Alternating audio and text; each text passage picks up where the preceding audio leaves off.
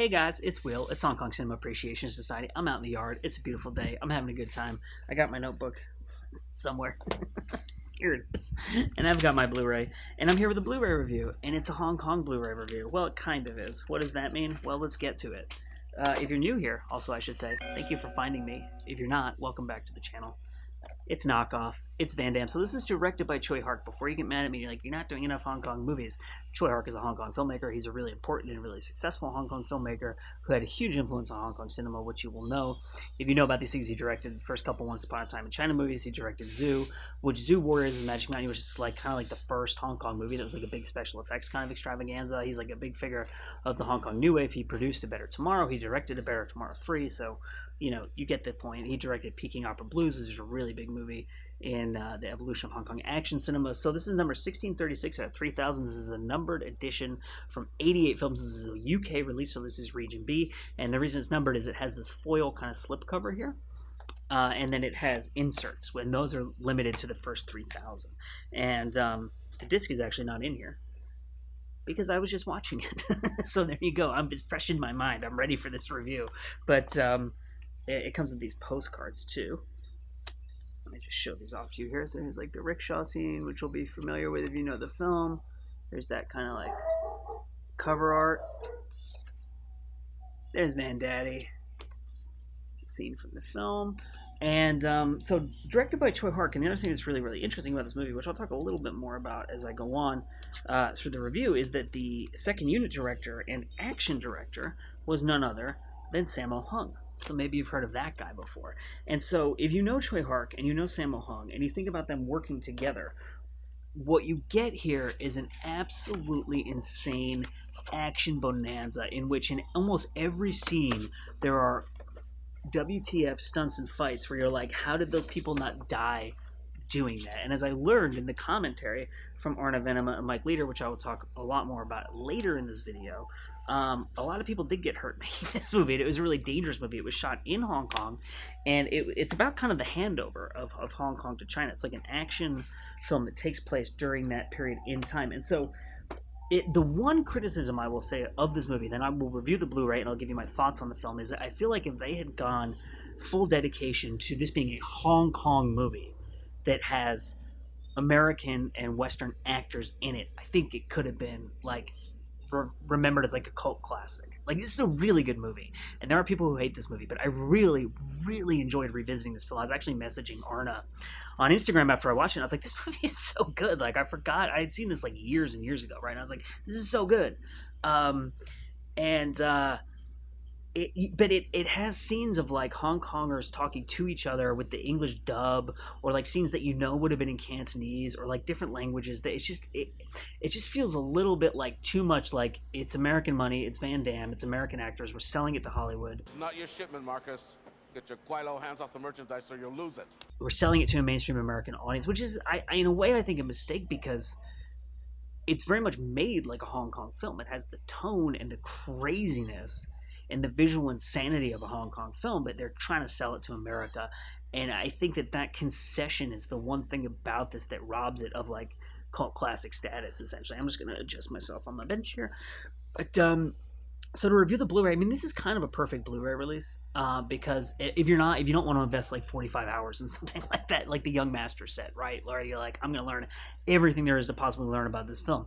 If you just want to watch the movie and have some awesome extras where you can learn a lot about the film, it's perfect. It has an interview with the writer, and that interview is, I believe, about 10 minutes long. I wrote it down in my notes here. Yep, and so the writer, the guy who wrote this, so Stephen E. D'Souza, I believe is his name, and he wrote Commando, and he wrote Die Hard, and he wrote a bunch of other movies that you've probably heard of. And he kind of talks about how he wrote 48 Hours, he wrote Street Fighter, also with Van Damme, and he kind of talks about how he was getting asked to write all these movies that were knockoffs of movies he had already written. And so he came up with the idea of doing a movie that was like an inversion of every trope, where he wrote a movie that was like a knockoff in a way. Like, the movie is like an inversion of the generic Hollywood knockoff action movie, right? And Francis Ford Coppola wanted to do it, and so he said to his agent, "Make the deal with Coppola." And he went on vacation, and he came back, and the manager was like, "We've got to deal with Tsui Hark," and he was like, "What?" He's like, "Yeah, Van Damme's going to be in it."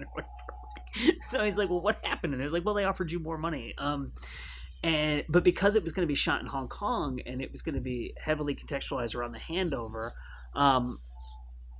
one of the original villains in the movie. So the setup of the movie originally was that you had the CIA and Chinese communist spies both running covert operations against one another and not realizing they were running covert operations against one another. It's almost like a slapstick comedy kind of thing.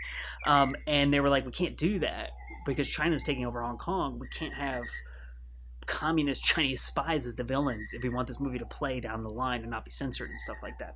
And so they started rewriting the movie, and it kind of got away from the original vision of the film. And that's how like the Russians ended up being in the film, if you're familiar with it. But one thing that I find to be really interesting, given the fact that Stephen E. D'Souza wrote this, is I'm currently reading a book about the history of the James Bond films, and it's an oral history. So all these people are interviewed, and they have all their little quotes about the different movies. And he's interviewed in that movie as being a huge Bond fan, and you can see kind of the zaniness of James Bond in like the evil villain plan in this movie. Like it has this kind of whacked out, almost like late Connery, Roger Moore era, like maniacal villain plan, where if you're not familiar with the movie, kind of spoiler alert, basically the Russian villains create these little things that look like buttons, or they could be like those little small round batteries, but they're actually bombs. They plant them in like in these counterfeit genes, and then like in all these other little electronic devices, I believe, and they send them out all over the world.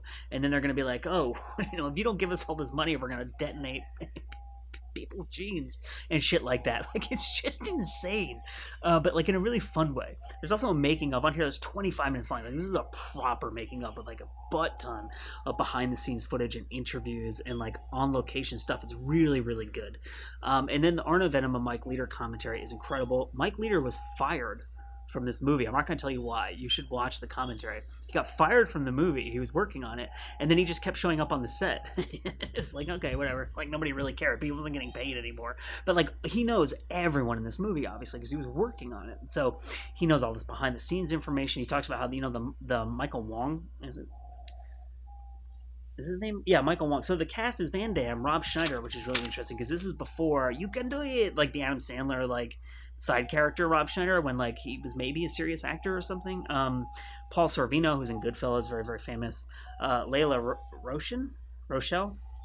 I'm getting her name totally wrong. The problem is I can't read my own handwriting, and I'm really sorry. But she's great in this movie. She plays one of the I won't tell you who she plays because it's actually a spoiler alert.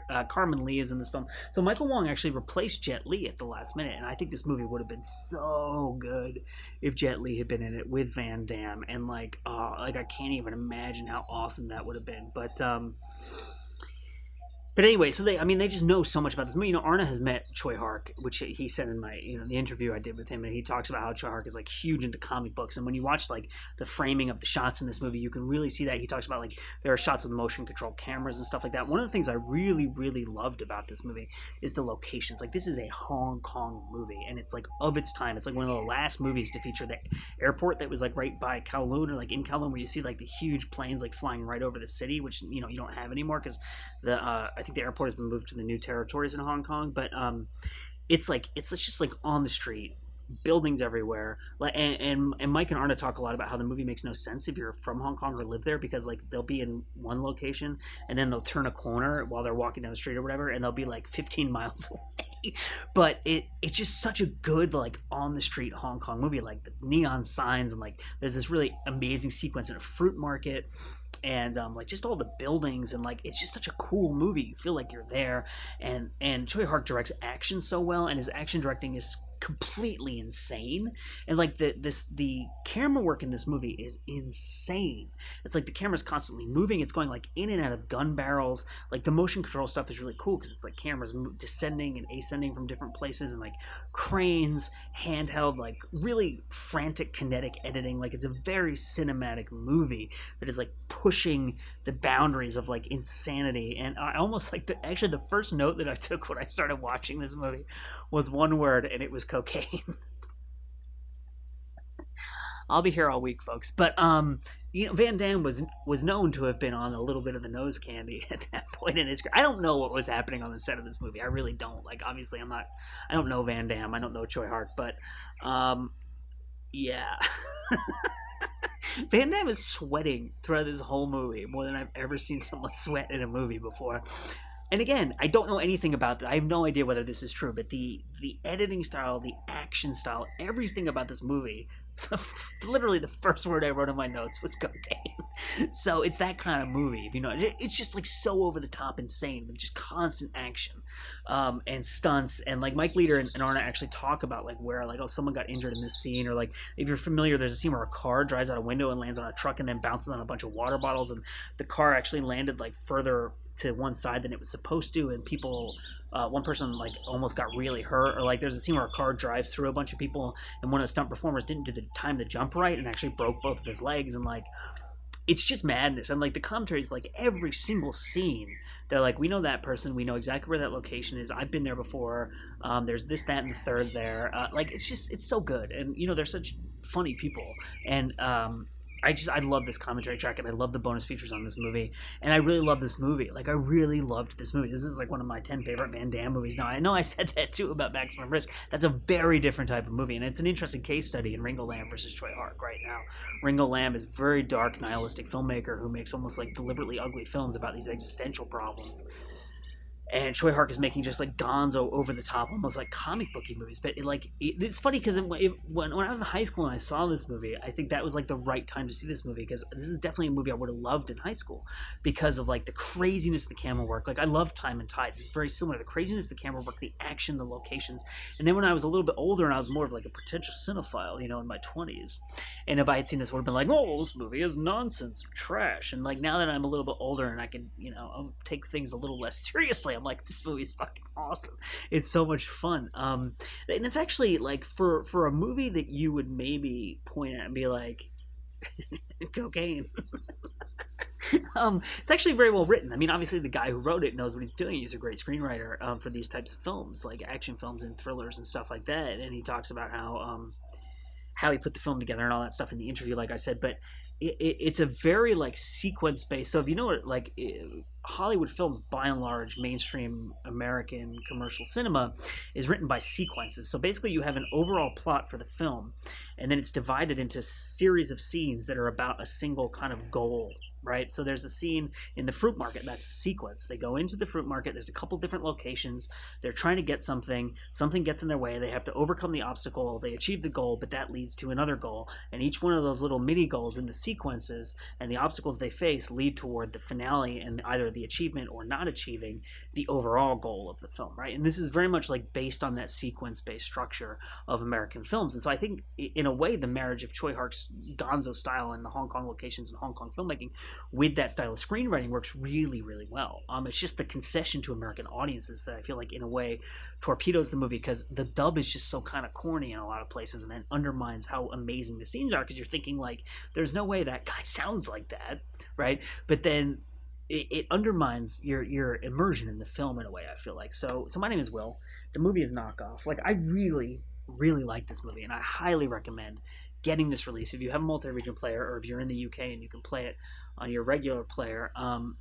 If you like action movies, if you like Hong Kong films, if you like Tsui Hark, if you like Van Damme, and like I said, Jet Li was supposed to be in this movie. And if you know those Jet Li 90s movies, the stuff he made with Tsui Hark, the stuff he made with other filmmakers like Corey Yuen, is very much of that milieu, if you want to use that word. So my name is Will. Like I said, Hong Kong Cinema Appreciation Society. The movie is Knockoff. The company's 88 Films. We will see you next time.